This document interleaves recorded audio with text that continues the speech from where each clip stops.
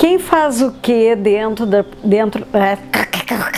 Começa de novo. Quem faz o que dentro da produção cultural? Antes da gente responder isso, é importante lembrar e deixar claro que a nomenclatura que a gente usa na nossa área, ela varia de região para região. Então tem pessoas que chamam diretor de produção de produtor executivo, tem pessoas que chamam de empreendedor cultural ou produtor cultural, vai variando bastante. E tem então mudanças ainda maiores se a gente vai para Portugal ou para Angola ou para Moçambique.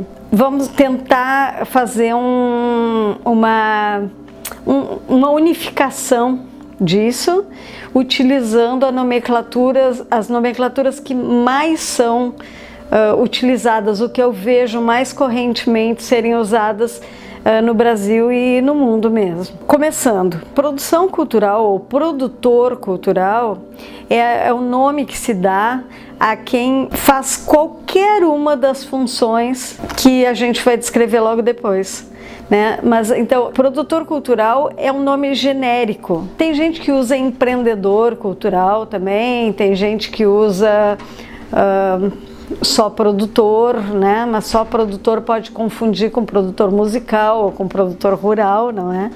Mas produtor cultural é o nome que se usa mais comumente, né? Tem gente que usa agitador cultural, eu acho terrível isso, né? Mas é uma opinião minha, né? Eu não estou aqui para agitar nada, né? Estudei muito para ser produtora e daí de repente me chamam de agitadora, daí eu não gosto muito, mas tudo bem. Tem gente que gosta de agito mais do que eu. Então, o produtor cultural, então, é esse nome genérico.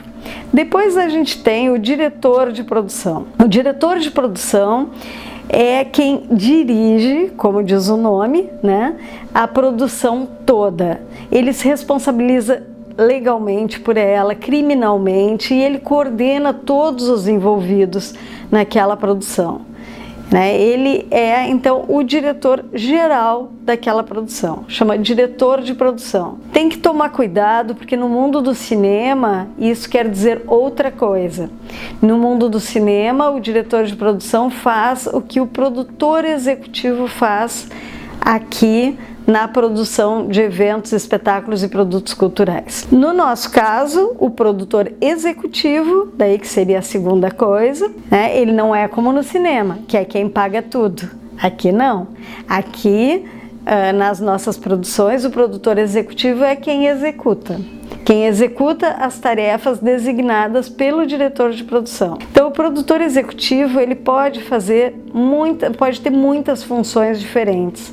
A gente pode ter um produtor executivo técnico, pode ter um produtor executivo de logística, pode ter produtor executivo de projetos, né?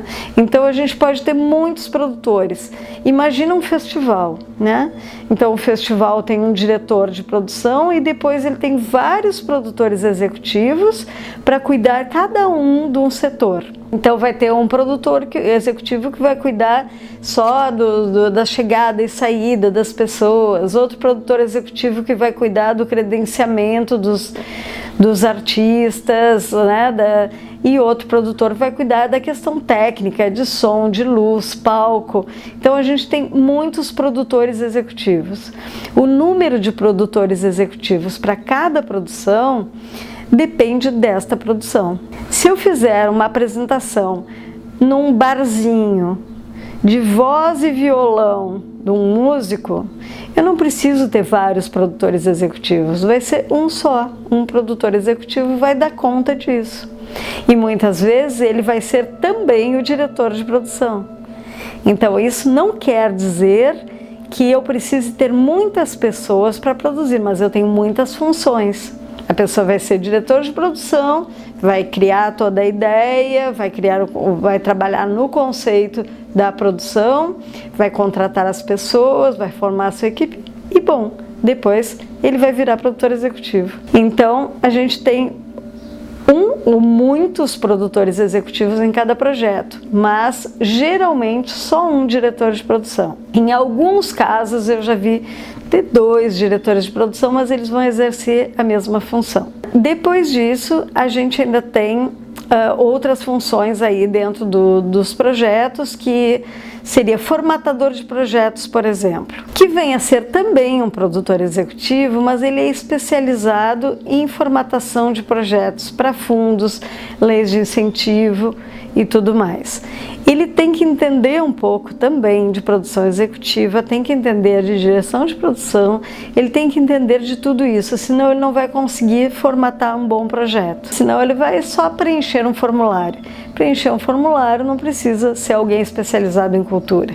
O mais importante é que a pessoa saiba, isso aqui vai ser mais importante para ganhar esse edital, né? Essas coisas aqui, né? E a pessoa tem que conhecer as leis, tem que ter todo esse conhecimento aí para ser um bom formatador de projetos. Tem também a função do captador de recursos, que essa aí é a mosca branca, né? É a dificuldade que a gente tem para encontrar captadores de recursos no Brasil, é incrível.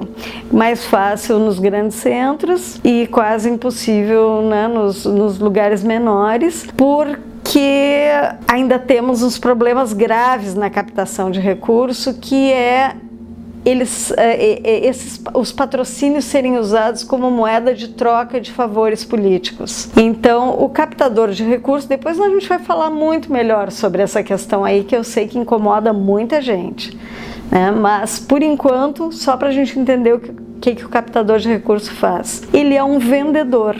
Ele vende o projeto. Então ele vai vender para uma determinada empresa isso ou aquilo. Claro que para isso a empresa não pode estar comprometida com um projeto, com um evento, com uma prefeitura, com um governo, né? Porque se a empresa estiver comprometida já com o seu dinheiro para isso, nem adianta o captador bater lá. Nesse caso, o captador de recursos, ele não tem campo de trabalho, e por isso que é difícil essa profissão. É um vendedor que, bom, se ninguém está comprando imóvel, por que ele vai ser um corretor de imóveis? Ele não vai conseguir, ele vai dirigir Uber, né? Mais ou menos essa a ideia. Então não tem muito captador de recursos na cultura. Mas, quando tem, ele tem essa função de vender, e ele precisa vender muito bem.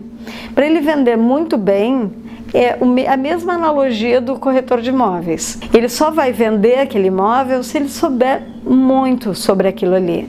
Ele tem que saber se é fácil fazer financiamento e comprar aquele imóvel com financiamento, ele vai saber as vantagens daí de um financiamento, e ele vai saber o material que foi utilizado no acabamento do imóvel, vai saber se é mais interessante ou menos o fato da sacada ser fechada ou aberta, né? Então todas essas vantagens ele vai ter que entender. E o captador de recursos na cultura é exatamente a mesma coisa.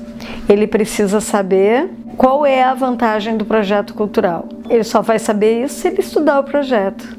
E se ele estudar as leis de incentivo e todas as vantagens e desvantagens de cada uma. Bom, o que mais que nós temos de função aí? Tem o divulgador. O divulgador, ele seria, no caso da produção cultural, o assessor de imprensa. Divulgador e assessor de imprensa é exatamente a mesma coisa na nossa área, né? Então, o divulgador, ele se ocupa da imprensa e, dependendo do caso, das redes sociais, né? Às vezes tem empresas que tratam só de redes sociais também e não tratam da imprensa. Mas ele nunca se ocupa, por exemplo, de cartazes, de mídia. Isso aí é função da produção executiva, porque depende do orçamento da produção, né? Não é um escritório contratado que vai definir quanto que vai ser gasto nisso ou não. Mídia, convites, todas essas coisas aí é da produção executiva.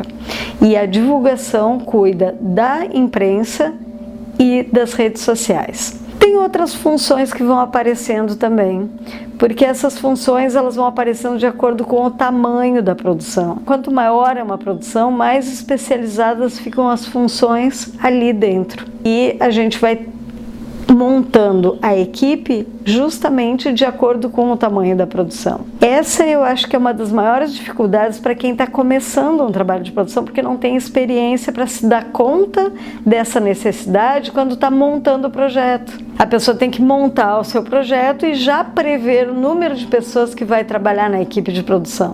E se a pessoa não tem experiência, ela não vai se dar conta de dificuldades. Daí vai chegar na hora de fazer o projeto, ela tem menos gente e as pessoas vão ter que trabalhar dia e noite para dar conta daquela quantidade de trabalho que foi, né, mal dimensionada. Acredito que as pessoas que estão começando a fazer produção, quando elas tentam fazer uma produção muito grande, é aí que elas emperram. É uma das coisas que elas emperram, né?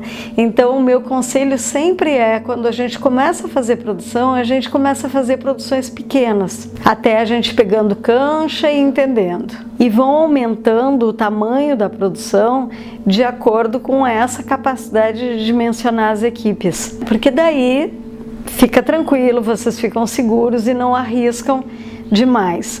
Se vocês já querem começar arrasando com uma produção imensa, também não é problema, mas se associem a uma produtora que já tem mais experiência. Daí ela vai poder ajudar vocês e dar o respaldo que vocês precisam para terminar tudo com muito sucesso.